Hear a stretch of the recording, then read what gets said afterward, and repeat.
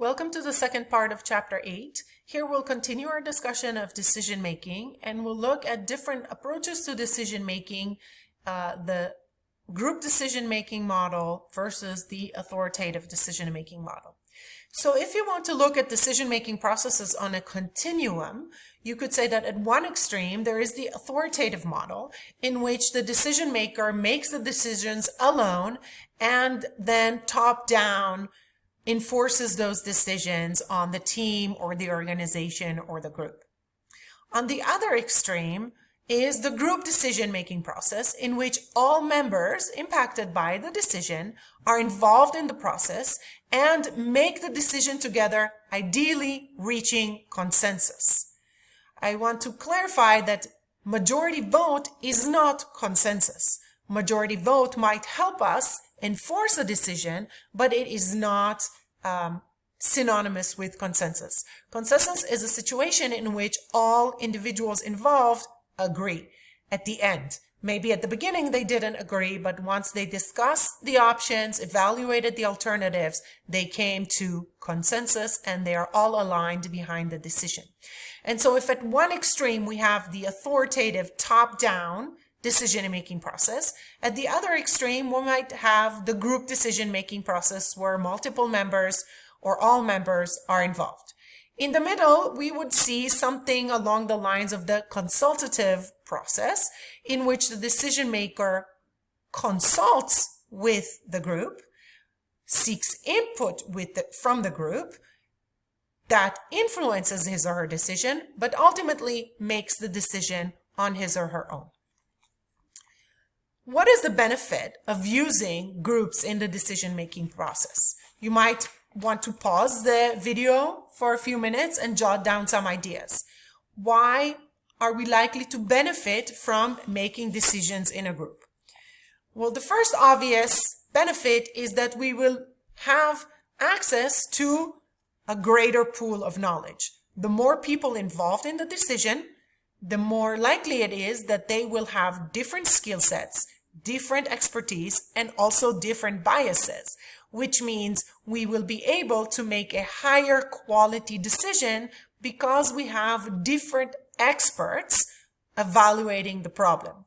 And while every expert might have a different bias, they are not likely to all have the same bias. Just like the example in part 1 where Andrew Grove consulted with his PR manager to have access to a broader pool of considerations when solving the problem they had with the Pentium chips.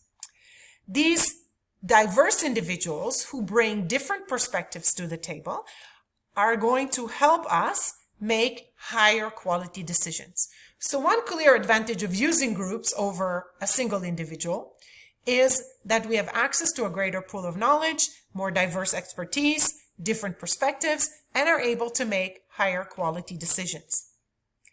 It is also likely that all individuals who were part of the decision-making process will have a greater understanding, comprehension of why the specific course of action that we chose was selected, and they are more likely to buy in. They are more likely to accept and endorse the decision. When a decision is made top-down without consulting employees, employees might resist. But when employees were part of the process and were allowed to influence the process, they are more likely to buy in, to endorse the decision, support it, and carry it through. So the key benefits are higher quality decision thanks to the diversity of the team, diversity in opinions, expertise, perspectives, and the higher likelihood that employees will be committed to actually carrying through the decision because they have higher level of understanding of why we made the choice that we made. Some additional benefits are, of course, motivation. Employees who are allowed to participate in the decisions that influence their work are more likely to be motivated, and they are more likely to learn about what is valued in their organization. And so involving individuals in group decision-making might actually serve as a training ground. But of course, there is no good without bad, and group decision-making processes can also represent some challenges. A first and obvious challenge is that making decisions in a group is a lot more time-consuming than making the decision on your own. And so we cannot use groups and teams to make decisions if this is a time of crisis and we need a decision immediately. This is when the leader needs to step up and make the decision on his or her own. If we have the luxury of time and the ability to involve many people, we are likely to reap the benefits of group decision making. But we have to recognize that this process is time-consuming. We already discussed it when we talked about diversity in the first part of this semester, and recognized the proposition that social categorization theory makes. When we work with people who are different from us in heterogeneous groups, we will take more time to build trust, cohesiveness, and we are more likely to experience conflict.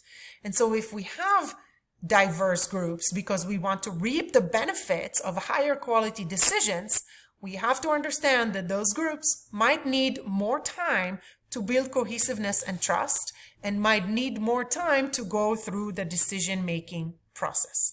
So one clear challenge is the low efficiency, how time-consuming group decision-making can be. Group decisions can also be susceptible to peer pressure.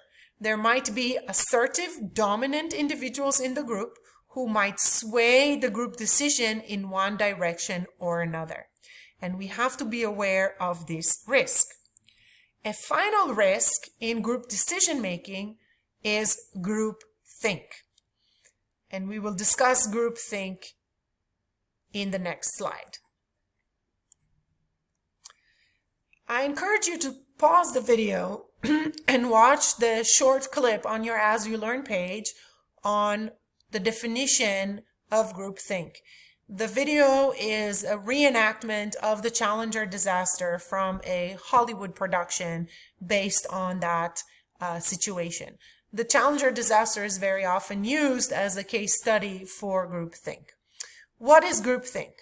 Groupthink is likely to occur in a situation in which we have a very cohesive group facing a very complicated situation with a directive and vocal leader.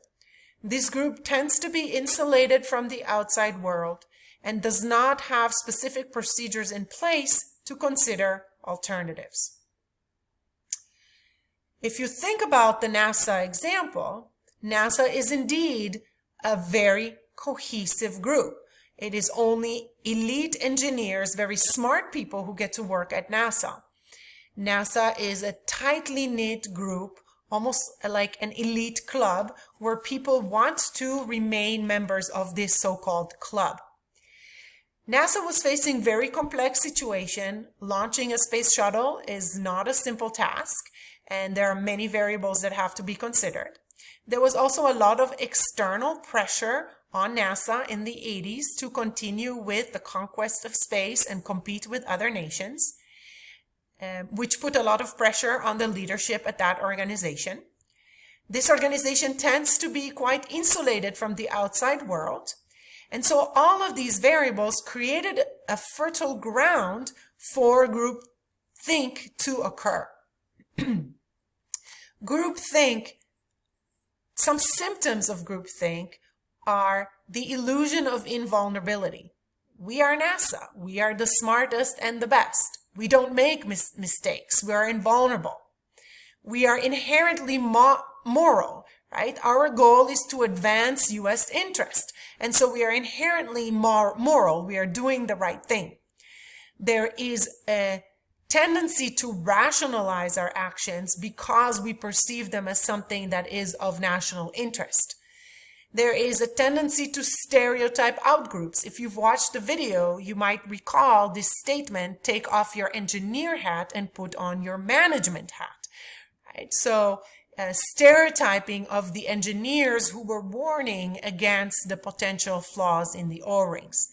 This creates self-censorship when people don't voice their opposition because they are afraid to be shunned or ostracized by the group. when people self-censored, it creates an illusion of unanimity. We just assume that everyone agrees because we do not hear any dissent. And when there is direct pressure, people don't look at information that might be counter to what they want to think. And so when all of these, or even just a few of these situations happen, we are likely to make poor decisions. We do not gather information sufficiently. We don't consider all alternatives. Nobody at NASA stood up and said, well, let's think about what will happen if the O-rings fail. Nobody said that. Nobody considered that alternative. There is likely to be selected information processing. We will only pay attention to details that confirm what we already want to do. We will not consider risk. We will not reevaluate decisions and alternatives, and we will not develop alternative contingency plans. And so groupthink is a real organizational threat that can happen in different kinds of organizations, and there are lots of examples from history in which groupthink has occurred. So it's not enough for us to understand what groupthink is. We should also have mechanisms in place to protect our organizations from faulty decisions resulting from groupthink. How can we prevent groupthink?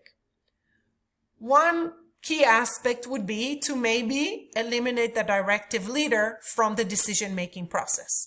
The leader, him or herself, should step away or step out of the room and allow people to make decisions without this pressure, which might create these mind guards and cause people to self-censor. There should also be critical roles assigned to individuals in the decision-making process. For example, people could be assigned the role of devil's advocate, whose role it is to poke holes in the decisions that we've made. This might make it easier for individuals to voice dissent because I might not really disagree, but my job as a devil's advocate requires me to question our decision-making process. Other things that organizations can do is to use specific techniques or mechanisms to prevent groupthink from occurring. For example, invite in external experts to consult the group, or break the large group into subgroups and assign both subgroups to examine the problem separately. If both groups identify the same solution, you are possibly protecting yourself against groupthink. So one key issue with groupthink is to be aware of what is likely to cause it and what are some of the things that we can do to protect ourselves from groupthink. So now that we clearly understand the advantages and disadvantages of group decision making, we might want to ask ourselves, okay, so when should we use groups and when should individuals make decisions? I mentioned earlier, if this is a time of crisis or urgency, we don't have time for groups to make decisions. This is a time for the leader to step up and make the decision. But we might benefit from using groups and teams if acceptance of the decision is very important to us. If we want to, the extent possible, reduce resistance and enhance acceptance and endorsement of the decision, the more people who are involved, the more likely it is that we will have high level of acceptance. And so if acceptance of the decision that we make is very important to us, and here we're talking about intrinsic acceptance, I buy in, I believe that this is right. I'm not just doing it because I risk to be punished if I don't go along with the course of action directed by management. If we want people to truly buy in and support the decision maker and not resist the decision, participation is likely to help us. Another important time to use groups and teams is when the decision-making process is very complex. When we're faced with a very complex problem in which we're likely to benefit from many different types of expertise, people with complementary skills who come from different functional areas of the organization, or maybe even involve outsiders like customers or suppliers in our decision-making process, we might be able to address more effectively complex problems that have a high level of interdependence. Interdependence refers to a situation in which the decision that I make influences many other individuals in the organization. I am interdependent with you if I need you to do your part so that I can do mine.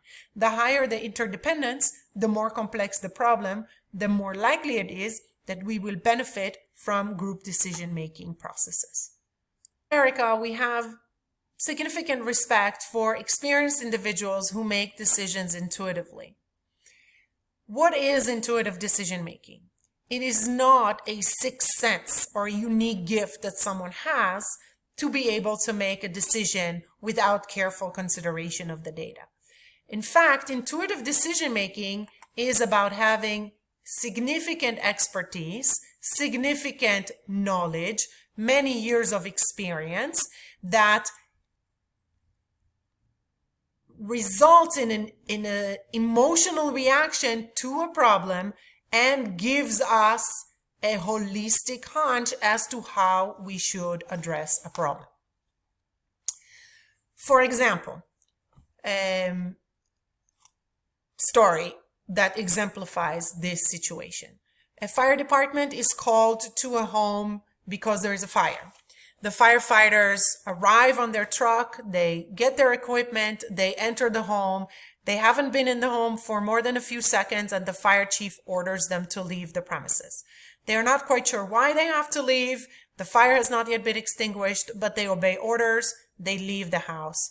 A couple seconds later, the floor caves in. The house is engulfed in flames. Had they stayed indoors, they would have been seriously injured, if not worse. How did the fire chief know to get his crew out? He had intuition. He had what we refer to as the sixth sense that something is not right, I need to get my crew out of here. But it was not some form of unique gift, but rather the result of years and years of experience, both explicit and tacit knowledge. When the fire chief entered the building, he noticed that the variables didn't add up. The temperature in the room didn't add up with the number of flames that he saw, and he felt that something was amiss, and he preferred to have his crew out of there to consider what to do next. So he had the intuitive reaction, the holistic hunch as to what he needed to do. This is not a result of a unique gift, but rather rooted in extensive experience.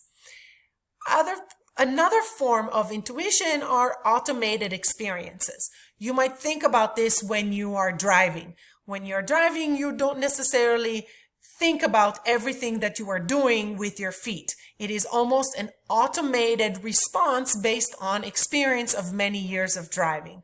A novice driver is going to pay a lot more attention to how hard or how soft they push the gas pedal, but an experienced driver is not paying much attention to that. It's an automated response based on extensive experience. While we do have respect for intuitive decision-making in North America, this is not a method for decision-making that is respected worldwide. We've talked about cross-cultural differences, and many cultures, for example, Germany, have a preference for more clear-cut, analytical, careful decision-making processes and would not have as much respect for intuition and intuitive decision-making. There are two other key limitations of this approach. One is that intuitive decision-making is very highly prone to bias because it is only rooted in one person's expertise, which is, as we looked at in the Intel example, highly prone to bias. Another limitation of intuitive decision-making is that it might be very difficult to convince other people to go along with your decision if you're unable to provide evidence, data, but rather say that you have a holistic hunch that this is the way to go. People might not want to endorse your decision if you're not able to support it with some careful analysis of the situation or evidence or other sort of data. One final point I wanted to make in this chapter are these unique techniques for decision making. The decision-making primer is a process through which we add specific roles to individuals who are engaged in the decision-making process. One person might be charged with the role of gathering information. Another individual might be charged with the role of providing expertise and unique knowledge to the process. One person, as we mentioned in our discussion of groupthink, might be assigned the role of devil's advocate. And so in the decision-making primer, we assign specific roles to individuals involved in the process to make sure that we enhance the quality of the process and then hopefully as a result, the quality of the decision as well. Another approach that we might use to inform our decision-making process are focus groups or brainstorming sessions. Those two are quite different. You might be more familiar with brainstorming sessions. The goal of brainstorming sessions is to generate as many ideas as possible in a short amount of time. We suspend judgment. We don't provide feedback, positive or negative, on any idea. The objective of a brainstorming session is to generate as many ideas as possible so that then we can later consider them. It is very beneficial to use a moderator in the brainstorming session to make sure that all participants have an opportunity to voice their opinion. A focus group is somewhat different than a brainstorming session. A focus group is a method to receive input from a group of individuals, usually 10 to 12, on a very specific issue. Brainstorming sessions are very open. The idea is let's think about as many ideas as we can. Focus groups are used to collect information about people's perspective on a specific issue, specific problem, product, solution, things like that. For example, in our chapter on creativity, we discussed the way in which Procter & Gamble uses focus groups of potential customers to learn about how they use the product, what they like, what they dislike, so that Procter & Gamble can make better decisions as to how they want to tweak or market or enhance their product. The nominal group technique is a process that allows us to make decisions by integrating discussion and vote into the process. The nominal group technique can happen face-to-face in a room. We present a problem, we discuss different solutions, and we vote on our preferred solution. But the nominal group technique can also be used anonymously, especially using information technology platforms that enable us to discuss potential solutions without knowing who made what suggestion, to eliminate the potential for a very influential or dominant leader to sway the discussion one way or another. So individuals might be able to suggest or make recommendations regarding different solutions anonymously. And the discussion can also happen anonymously, as can the vote. And this can help group members voice opposition without fear of retribution. A final approach to decision-making is evidence-based management.